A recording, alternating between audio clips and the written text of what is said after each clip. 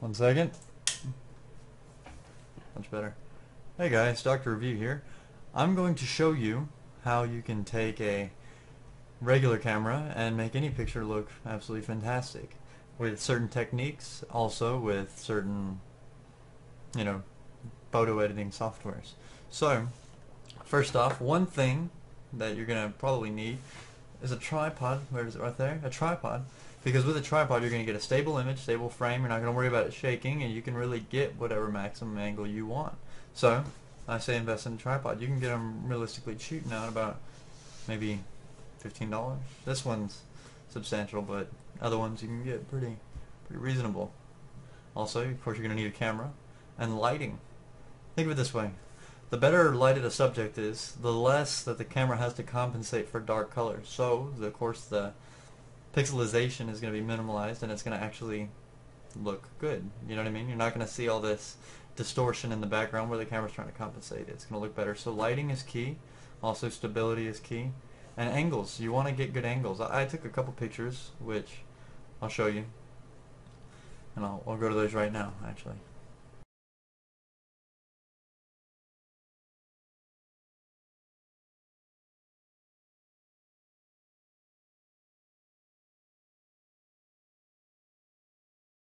And you see those are simple pictures, and that's unedited, just with good lighting and good stability.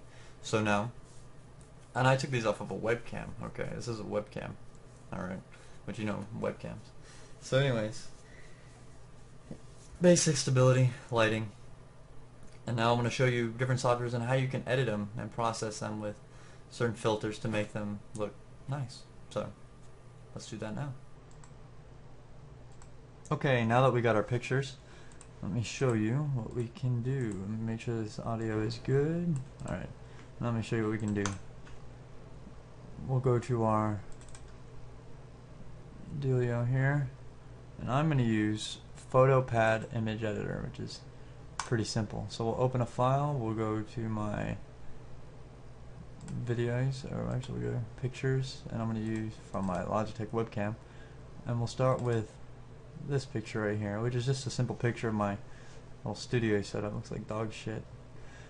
So now we can crop it to get rid of some of this nasty shit. If I can remember how to do that. Keep in mind I've never used this software before, so throw a border on it. Next we can mess with the contrast, the exposure, and the saturation, and then we'll crop it right now. So we'll take a little bit off the top because we still want to keep that nice wide angle that we've got. Wide angles always look nice. And we'll take it up to about right there. Now apply. Nice wide angled image. We can put our border back on. Whichever it was. Anyways, border. And you pick your color of the border. That looks interesting, doesn't it? We'll take it down. Alright. Contrast. Now you want a higher level of contrast. You see, now you're already kind of seeing the nice vivid colors of the image. Exposure. If it gets too dark, you can utilize your exposure to bring it up. You see? And now saturation, make the colors look richer, which they already look pretty rich, so I say we dull them down a bit. I want to go for a nice classic looking image. And then we can bump up the contrast. About right there. And there you have it. It looks relatively professional. This is just one image, so remember that. Now we'll go try another one, which is of me. I look like a retard. Alright. We don't have to crop this one at all, so we'll go with that. We shall now insert our effects, contrast, exposure, and we'll leave it at that. So there, contrast. We could bump it up. Look at that. Now you're already seeing a little bit more professional and great of an image. exposure. Take the exposure down. Look at that. You see how when it gets dark, how it gets pixelated? So look how sharp the image looks now. But we can actually even turn the contrast down a little bit. You see? Now it looks flat and boring. Contrast really brings out the contours of the image. So let's go